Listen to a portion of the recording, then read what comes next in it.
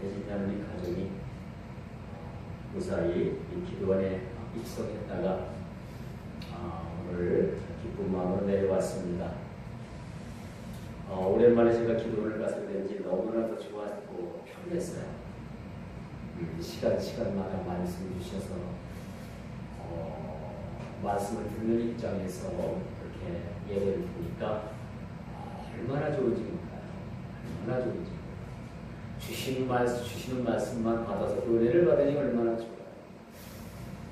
그래서 제가 다시 한번 느끼게 되는 것은 이 말씀을 전하는 사람들도 전해야 되겠지만은 이 자리에 앉아서 은혜 받는 사람들도 참 마음 자세가 좀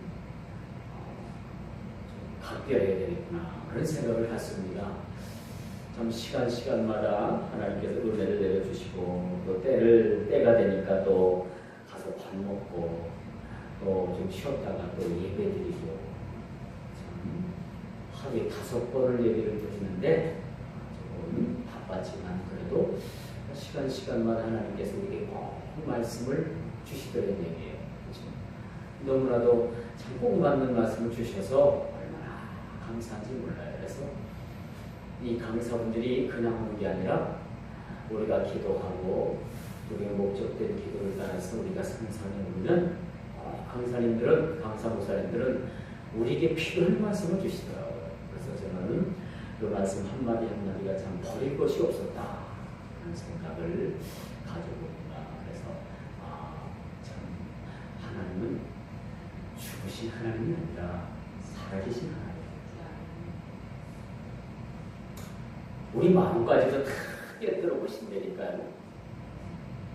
그러니까 우리는 하나님 앞에 거짓말을 할 수가 없어요.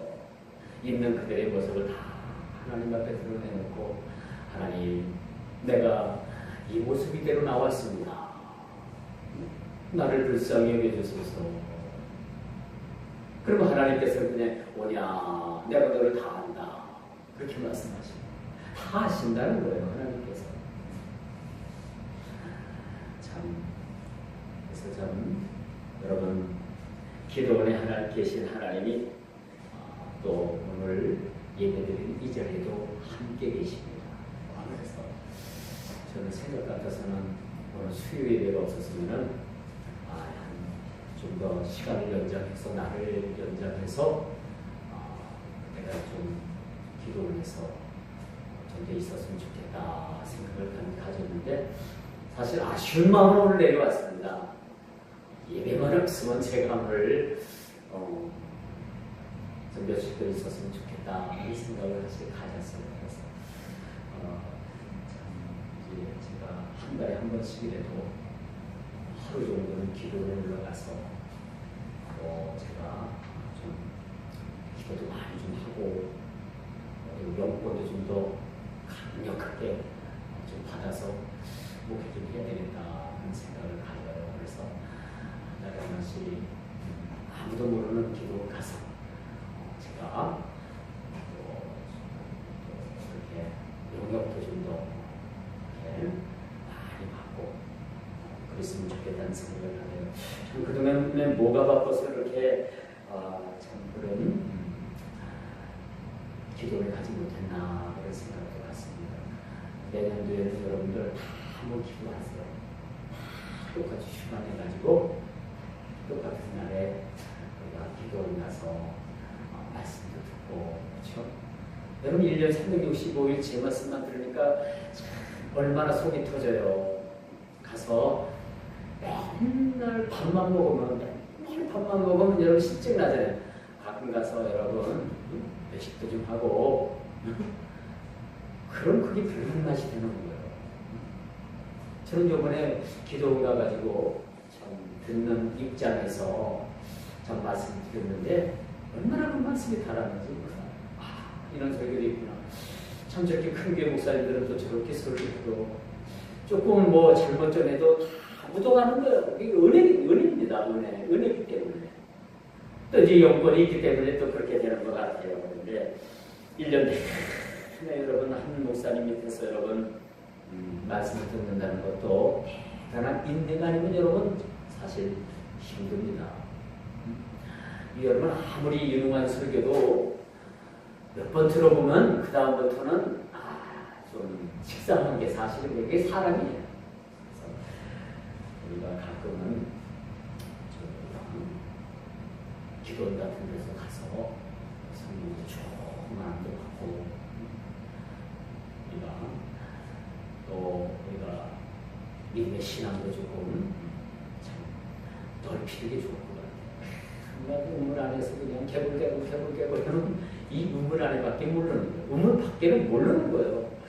그러니까 여러분들이 가끔 나가서 좀 시끄러운 일도 좀 하고, 그렇죠? 좋은 바람도 좀 받고, 그렇죠? 그랬으면 좋겠다는 생각을 갖습니다. 단지 이게 제가 말씀하는 것이 좀 꿈이 아니기를 여러분 모두가 다 같이 좀 자주 우리가 좀 성산에 올라서 하나님의 말씀을 통해서 우리가 참 큰 은혜를 받고 도전받는 시간이 되었으면 좋겠다 생각합니다. 오늘 본문 이야기가 바로 그런 얘기죠. 피할 수 없는 동족 간의 전쟁이 벌어졌습니다. 아버지를 반역한 압살롬이 결국은 자기 아버지를 해하기 위해서 서로 대적하는 모습이 오늘 본문의 그 말씀이 여실히 드러나고 있음을 우리가 보게 됩니다. 우리는 1950년도 6월 25일 일찍이 동족 상잔의 비극을 겪었습니다. 당시 통계로는요 200만 명의 양민이 그 전쟁통에 죽었다는 겁니다. 그때 당시 남북한 다 합쳐봤자 한 2,500이나 2,800, 한 3,000만도 안 됐던 그런 인구 중에서 200만 명이 죽은 거예요. 2,000만 잡으면 10분의 1이 죽은 거 아닙니까? 이런 전쟁을 우리가 치렀습니다.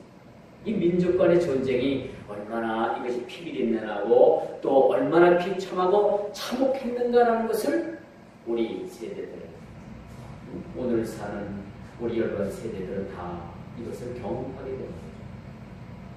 여기 보니까 전쟁을 겪은 세대는 딱 한 분밖에 없었습니다.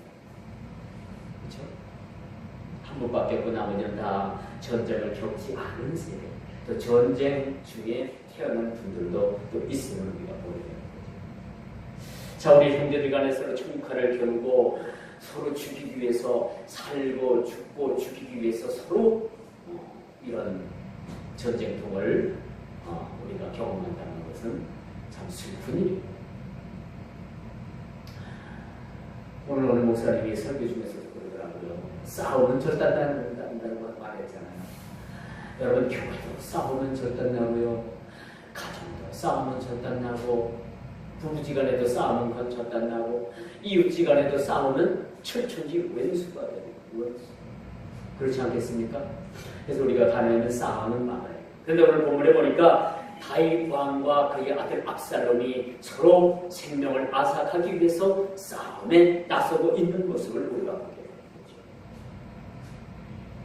그런데 이 싸움은 이 이스라엘의 백성들 간에 서로 편을 갈라서 반역, 모반에 섰던 압살롬의 군대가 훨씬 더 민원이 많고 잘 훈련되어 있고 그들이 이길 것 같은 전쟁이었음을 우리가 보게 되는데, 그래서 이 다윗 편에 섰던 이 군대들은 얼마 되질 않았어요. 이스라엘 12지파 중에 다윗 왕의 편을 든 백성들은 그렇게 많지는 않았고, 다 압살롬, 그 다윗의 아들인 압살롬의 편에 서서 반기를 들었던 백성들이 훨씬 더 많았다는 거죠. 그런데 전쟁이 발발되어 있습니다. 그러자 다윗은 군대를 편성을 합니다. 한때, 또 두때, 세 때로 나눠가지고 군대를 편성하게 됩니다. 이건 뭐냐? 한쪽 편이 패하게 되면 또 한쪽 편이 나서서 그 대항을 하기 위한 거죠. 또 한쪽 편이 패하게 되면 마지막 그 편대가 대항을 하게 됩니다. 한 군데 모여있다가 몰살할 것 같으니까 이 군대를 편을 합니다. 그리고 게릴라전을 피기 시작을 하는 거예요. 소수 정예로. 여러분 기도원의 300용사가 얼마나 유명했습니까? 똑같은 거죠. 여러분, 전쟁은요, 사람의 군대의 숫자가 많고 적음의 문제가 되지 않아요. 이것을 다시 적용해 보면요, 사람이 가진 것이 많고 적은 것에 절대 이것이 큰 작용을 하지 못한다는 사실. 또 한번 적용을 하면요, 사람이 잘나고 못난 것에 대해서 하나님께서는 크게 개념치 않으십니다. 많이 배우고 적게 배운 것에 대해서 하나님은 그렇게 크게 관심 갖지 않으십니다. 하나님의 관심은 오로지 네가 나를 사랑하느냐. 바로 그걸 보는 거예요. 네가 나를 얼마만큼 관심을 가지고 매 순간마다 나를 인정하느냐. 우리 신앙의 싸움은요, 하나님을 인정하느냐 인정하지 않느냐는 싸움이에요. 우리가 머릿속에 들어오는 하나님의 말씀이 청산유수같이 나와도 이거 실천하지 않으면요, 우리는 끝말이에요. 여러분, 하나님의 말씀 많이 하는 거 좋은데 한마디를 알아도 여러분 그 한마디 그 말씀에 사로잡혀서 진짜 그 말씀대로 살아가는 사람이 진짜 믿음의 신앙인이지, 하나님의 말씀을 많이 알아가지고 그냥 뭐 주스 외우듯이 막 그냥 줄줄줄줄줄 머릿속에서만 그걸 막 외워내고 그 말씀을 붙들지 않고 그 외워내는 말씀에 아무런 상관이 없는 사람이면요, 물리는 꽹과리예요. 하나님의 말씀 우리가 받았으면 이 말씀이 그 말씀인가 하여 진실인가 하여 이 말씀을 또 상고하고 또 생각하고 이 말씀을 붙잡고 이 말씀을 실천하면서 사는 사람이 진정한 우리 그리스도입니다. 말하면 다 쉬운 거예요. 근데 그 말씀 붙잡고 그 말씀 지키려면 어렵죠. 어렵지만 이 말씀 붙잡고 하나님 앞에 나아가고 엎드리는 자가 진짜 신앙이라는 사실입니다.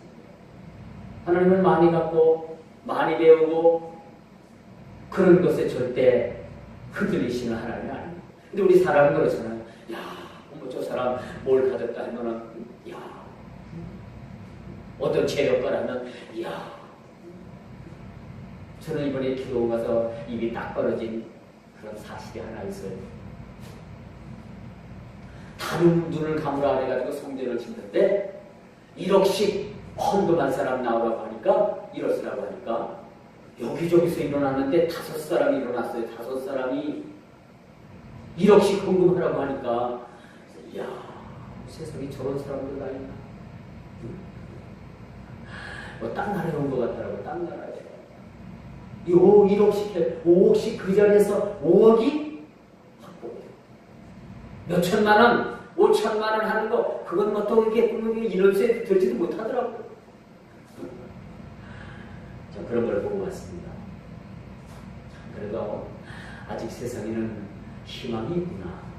아직 그래도 주님을 사랑하는 사람들이 많이 있구나. 그런 생각을 가져보게 왔습니다. 오늘 세 대로 나눴다고 했어요. 이것은 숫자적인 열쇠를 만회하기 위한 그런 다윗 진영의 전략이기도 했습니다. 한때, 또 두 때, 세 대로 하는 거죠. 특수전을 위한 이런 전쟁의 그런 전략이기도 하죠. 적은 숫자로 나뉜다고 해서 대안이 될 것은 아니지만 하나님은요, 늘 하나님은 소수와 함께 하신다. 많이 가졌다고 해서, 군대를 많이 거느렸다고 해서 그 전쟁에 반드시 승리한다는 보장은 없습니다. 하나님은 늘 성경에서 늘 소수의 정예의 병력을 가지고 세상을 뒤집어 엎었습니다. 이게 성경 이야기예요. 여러분 환경, 여러분 여건, 여러분 스펙, 이거 너무 따지지 마세요. 하나님은 그걸 가지고 일하시는 하나님이 아니라, 제가 초대도 말씀을 드렸습니다만, 조금 전에도 말씀을 드렸습니다만, 하나님은 마음 중심에 합한 자를 통해서 일하시는 거예요. 숫자 상관없어요. 잘나고 못나고 상관없습니다. 많이 갖고 적게 갖고 상관없습니다. 실력 있고 없고 아닙니다. 그 두 번째예요. 어쨌든 간에 하나님 보시기에 합한 그러한 자로 하나님께서 인정하시면 그때부터 하나님께서 붙들어 사용하신다는 사실. 베드로가 갈릴리 바다에서 고기를 잡는 그런 어부로서 잔뼈가 굵은 사람이에요. 그 사람은 고기 잡는 이외에는 아무것도 전문성을 가진 사람이 아니에요. 그런데 하나님께서는 이 베드로를 부르셔가지고 사람 낚는 어부를 만들어 주셨어요. 세상을 뒤 복음으로 뒤집어 엎을 만한 그런 능력을 그들에게 주셨잖아요. 따지고 보면 베드로보다도 니고데모나 여러 학식 있는 사람들을 불러서 사용했어야 되는 거예요. 그런데 우리 주님은 12제자 가운데 그렇게 특출난 사람이 별로 없잖아요. 이것은 하나님께서 우리 삶에 어떤 대단한 그런 어떤 여건과 조건을 따져보고 하나님께서 우리를 택하시는 것이 아니라 하나님의 마음에 합한 자가 누구냐 라는 것을 하나님께서는 말씀하시는 거죠. 그러면 우리는 가장 연약할 때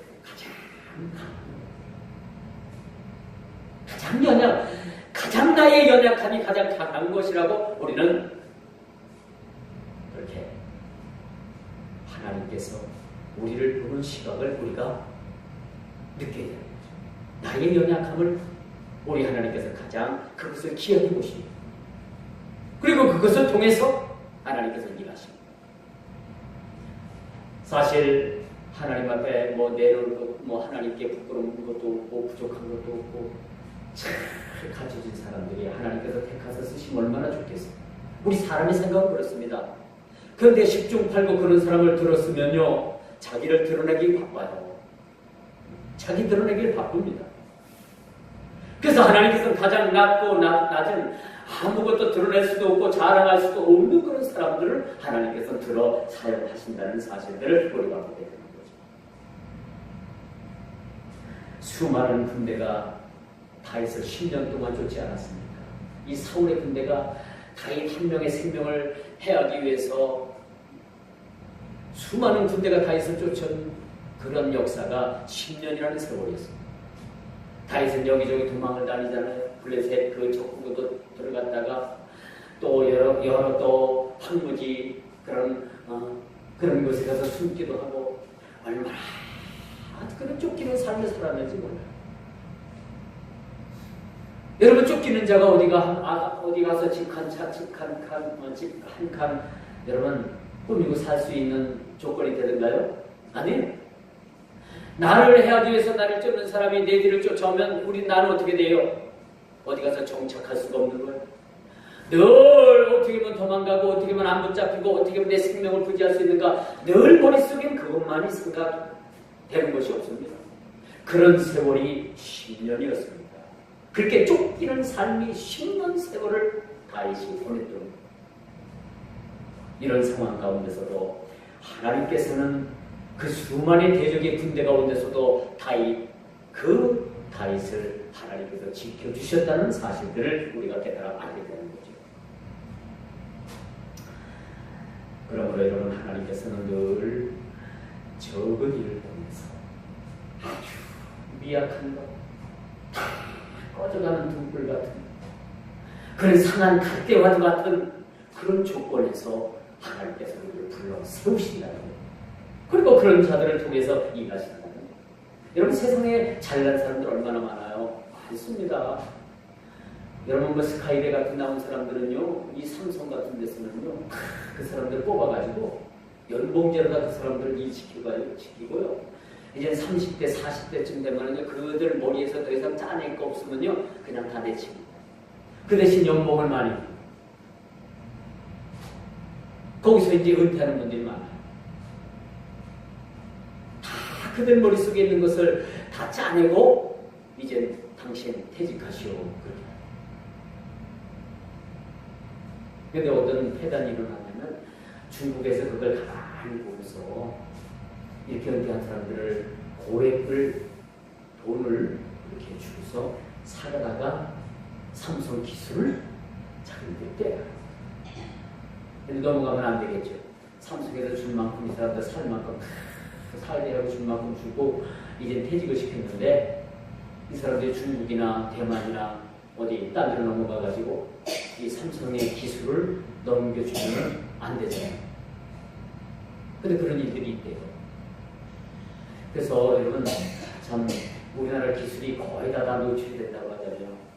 휴대폰도 그렇고 반도체도 그렇고 선박도 이 중국에서 다 빼간 거예요. 사실 따지고. 근데 우리나라는 과거에 어디 걸 다 빼왔어요? 일본 거를 거의 다 빼왔단 말이에요. 그러니까 여러분 그 스파이 전쟁이, 여러분 이 경제 전쟁이 여러분 총성을 울리지 않아도 얼마나 치열한지 모릅니다.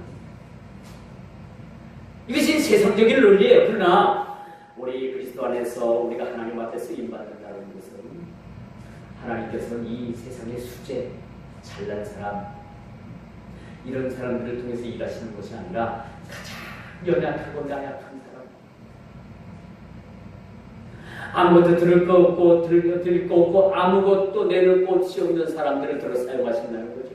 이런 사람들은 어떤 사람들이 가장 낮고 낮은 일들을 경험했던 사람들이죠. 그렇기 때문에 교만하지 않는 겁니다. 그러므로 하나님께서 우리를 사용하시게 된다는 사실이죠. 오늘 2절의 말씀이 참 의미심장한 말씀이에요. 다윗이 그의 백성을 내보냈을 때 이 마지막 중반절에 가드 사람 이때에 희라에 넘기고 왕이 백성에게 이르되 나도 반드시 너희와 함께 나아가리라. 전쟁에 있어서 다윗은요 자기 수하의 사람들을 다 내보내고 자기는 그냥 있지 않겠다고 해서 자기도 나가서 싸우겠다 이렇게 말씀합니다. 이건 서로 지구를 나눠지는 것이라고 볼 수가 있겠죠.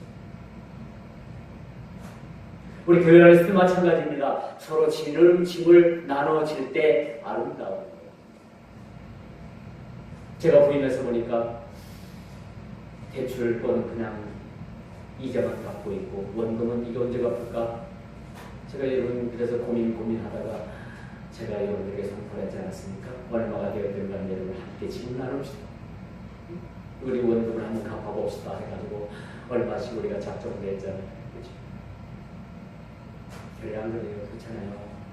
근데 짐을 나눠지는 거예요. 어떤 사람은요 이 몸된 교회를 위해서 어떻게 하면 내가 도움이 될까? 어떻게 하면 내가 그런 사람이 있는가 하면 좀 떠날까?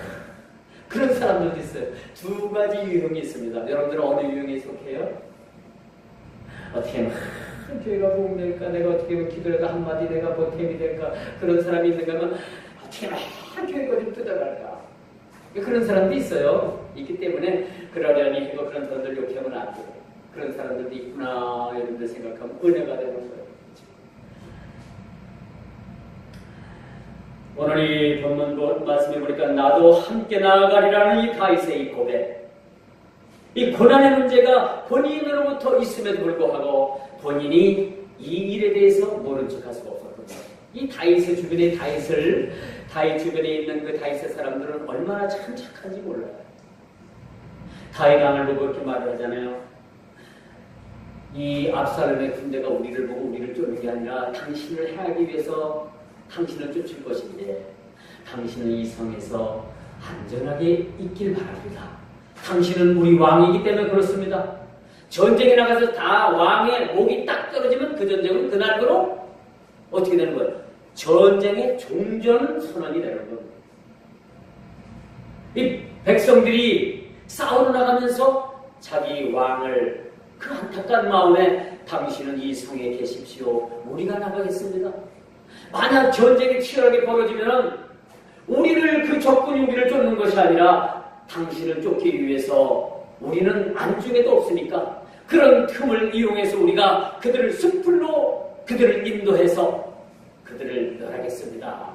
라는 말씀이 바로 오늘 본문의 말씀이라고 우리가 볼 수가 있습니다. 오늘 4절에 그런 말씀이죠. 백성들은 다윗을 얼마나 그렇게 신뢰했는지 몰라요. 얼마나 신뢰했는지 몰라요. 이 전쟁이 다윗으로 인해서 벌어진 전쟁임에도 불구하고 어느 다윗 진영에 있는 어느 하나 백성, 어느 하나 군대, 어느 하나 한 사람이 다윗을 원망하는 사람이 없었습니다. 그저 당신은 우리 왕이고 당신이 죽으면 안 되니까 이 성에서 머물러 주소서. 전쟁은 우리가 나가서 싸우겠습니다. 이거 서로 신뢰의 관계입니다. 이런 전쟁이 발발하면 당신 때문에 우리가 다 죽게 생겼다고 우리가 보통 사람들 같으면 다 원망하고 다 해서 곁을 떠날 수가 있었을 거예요. 그럼에도 불구하고 오늘 백성들의 모습을 보십시오. 당신은 이 성에 머무르십시오.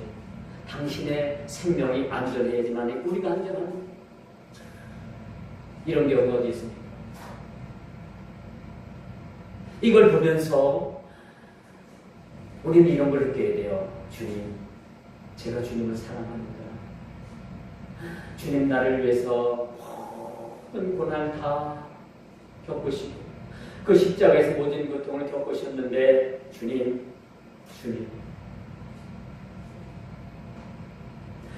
내가 주를 위해서 못할 것이 뭐가 있겠습니까? 그런 고백입니다.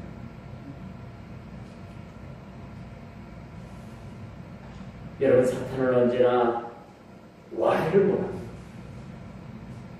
사탄은요, 잘 되는 꼴을 못 봐요. 잘 들어보십시오. 여러분, 뭔가 좀 잘 되려는 조짐이 있으면 꼭 파고 들어와가지고 어떤 문제를 끄집어내가지고 가장 연약한 약점을 끄집어내가지고 넘어뜨립니다. 이게 사탄의 전략이에요. 마귀의 전략이에요. 여러분, 속지 마십시오. 어떤 일을 하려고 하는데 여러분 꼭 넘어지는 일들이 여러분 우리 연약함에서 오는 그런 일이에요. 그 연약함으로 인해서 넘어질 때 여러분 그렇게 여러분들은 마귀에 대해서 대적을 해야 됩니다. 내가 이렇게 연약하니까 예수를 믿지 내가 잘났으면 예수를 믿겠냐? 그럼 물리쳐요. 여러분 연약한 부분들을 건드릴 때 마귀를 여러분 대적하는 여러분 마음이 어떠해야 되느냐? 그래, 맞아. 나 이런 연약함 때문에 자주 넘어져. 내가 이렇게 연약하니까 내가 주님을 의지하지. 다시는 내 연약함 건드리지 마라. 그렇게 선포해야 되는 거예요, 사실. 그러면 승리할 수가 있습니다. 이 고난의 문제. 그리고 오늘 이 다윗의 군대가 얼마나 지혜로우냐는 건요. 6절에 보니까 에브라임 숲에 그들을 몰아넣습니다. 어차피 숫자적으로 열세예요. 이런 평지에서 들판에서 싸우면 다 환히 보이기 때문에 몇 명 되지 않는 군대가 몰살당하게 되어 있어요. 그런데 숲으로 딱 들어가게 되면 많은 군대든지 적은 군대든지 이거 뭐 그렇게 별로 표시가 안 나는 거예요. 숲으로 다 인도한 다음에 그들을 쳐부수는데 2만 명을 엎드러지게 만드는 거예요. 이게 대단한 여러분 정과입니다. 여기서 우리가 할 것은 항상 하나님은 소수의 병력을 통해서 하나님은 적의 세력을 꺾으신다는 사실 믿으시길 바랍니다.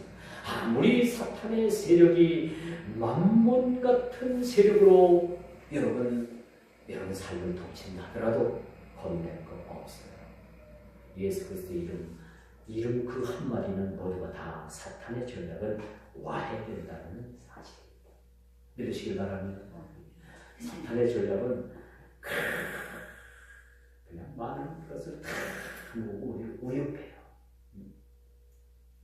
돈 많은 사람들이 돈 없는 사람들, 힘 없는 사람들, 그 힘으로 막 그냥 짓밟잖아요. 이 세상이 이치예요. 근데 우리 그리스도 안에서는요, 이런 것이 통할 수가 없어요. 아무리 세상의 세력이 만문적 세력으로 다가온다 하더라도 예수 그리스도, 오늘 기도원의 300명사, 오늘 소수의 그 다윗편에 섰었던 그런 군대들을 하나님께서 이끄시고 마치 저와 여러분들 같은 그런 아무것도 내놓을 수 없는 그런 나약한 존재들을 들어서 세상에 잘난 사람들을 부끄럽게 한다니까.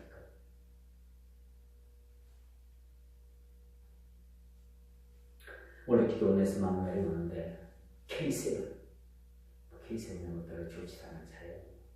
그냥 보통 젊은 사람들 타고 다니는 사람들 그 차 타고 막 우리 보고 잘못 내려갔다고 뭐 잘못 내려가 거기 일방도로가 쓰여지지 않았는데 동네에서 무슨 일방도로가 어디 있어요. 그렇죠? 그런 억지 같은 소리를 하고 내가 딱 보니까 기도원 가서 여자 같은데 아이고 가서 은혜 받긴 그래 먹었다. 그런 생각 같죠. 그런 마음 가지고 뭔 은혜를 받겠습니까? 그렇죠? 자, 그래서 여러분 하나님은 우리에게 약한 자 편에 서시는 하나님이죠. 여러분 제가 여기서 볼 때는 강한 자는 큰 분이 있는 거 아니에요. 참 연약한 분, 저를 비롯해서 다 연약한, 어떨 땐 넘어지고 저도 넘어지고 여러분들도 넘어지고 또 일어서고 발부둥치고 다 그런 사람들밖에 없는 겁니다. 그러나 여러분 분명한 것은 이렇게 연약한 자들을 들어서 하나님께서는 참으로 강한 자를 부끄럽게 하시는 하나님이심을 믿으시길 바랍니다. 우리 6절을 우리가 보면 너무나도 이런 전략을 누가 주십니까? 하나님께서 주시고 이런 임진왜란때 충주에서 충주벌 전투가 벌어졌어요. 거기는 신입장군이 한군대를 배수진을 치고 그렇게 싸우는데 이 신입이라는 장군이 이 말을 타고 평원에서 쫙 싸우는 그런 장군. 그런데 이제 조령에서 산에서 그 일본군 그 원군들 넘어오는 걸 막았어야 되는데 길을 차단했어야 되는데 이 양반이 왜 그런지 충주권에서 단을 그 큰 뻘에서 싸우려다가 거기서 전쟁이 패한 겁니다. 조령에서 그 한 길밖에 이 외놈들이 서울을 향해서 올라가는 길이 하나였거든요. 거기서 지키고 있다가 산에서 그들을 그냥 전쟁을 벌일 때는 임진왜란의 판도가 달라졌을 것이다 라는 얘기를 합니다. 웃긴 이야기가 있어요. 이 신립장군의 직계순 되시는 분이 충북대에서 아침마다 저하고 같이 운동하시는 분이에요. 저보다 연세가 좀 많으신데 그분이 신립장군의 직계순이라고 합니다. 신성철 선생님인데 직계순이래요. 그래서 신립장군이 충주에서 패전한 장수 아닙니까? 그래서 이제 그분을 부끄럽게 생각하는데 이분이 좀 그렇게 이 가문이 보통 가문이 아니에요. 신씨 집안이에요. 그런데 충주벌에서 실패를 했지만은 이 집안에 신순겸이라는 그런 팔공산의 아주 주역 왕건을 놓아가지고 왕건 대신에 왕건의 옷을 입고 싸우다가 팔공산에서 전사한 신순겸이라는 장군이죠. 그래서 고려 개국공신 중에서 팔공신에 들어가는 그런 집안이기도 합니다. 뭐 그런 얘기해서 제일 죄송합니다만 이분이 이제 그런 부분들이 있어서 조금 자기 조상이 신립장군이 그렇게 패장의 장수가 됐으니까 그런 걸 부끄럽게 생각해요. 그래서 제가 아닙니다. 대단한 집안입니다. 이렇게 제가 높여줬어요. 사실 왜 높여드렸느냐? 저희 외할머니도 평산 신씨 그 신립장군의 그런 딸들이거든요. 그래서 그 집안이 좀 대단한 집안인 것을 저는 알고 있습니다만, 자 오늘 6절 말씀 바로 그런 거예요. 왜 하나님께서 그들을 숲으로 인도해서 칼에 죽은 사람보다도 숲풀에서 서로 자기들끼리 치고받고 뭐 숲으로 들어갔으니까 저들 아군끼리도 서로 치고받고 싸웠을 거 아니에요. 이 다이콘에 서줬던 이 많은 군대들은 얼마 되진 않지만은 이들을 숲으로 인도해가지고 그 수많은 그 적군을 물리칠 수가 있었다는 거예요. 이것이 다 어디서 나온 지략이냐? 하나님께서 그들 마음속에 소수 병력을 통해서 그 많은 군대를 물리칠 수 있도록 하나님께서 지혜를 주셨다는 사실입니다. 사랑하는 성도 여러분, 우리가 연약하거나 부족하거나 모든 환경 탓할 것이 아니라 하나님께서 우리가 구할 때 이러한 하나님께서 우리에게 지략을 주시고 살 길을 주시고 우리에게 넘을 길을 주시며 우리 모두에게 하나님께서 참으로 그런 수많은 그런 적들이 우리를 진칠지라도 그 진영을 파할 수 있는 우리에게 지혜를 주시는 하나님이신 줄 믿으시길 주의 이름으로 축원드리면서 말씀을 뵙도록 하겠습니다. 기도합니다. 주님 참으로 감사합니다.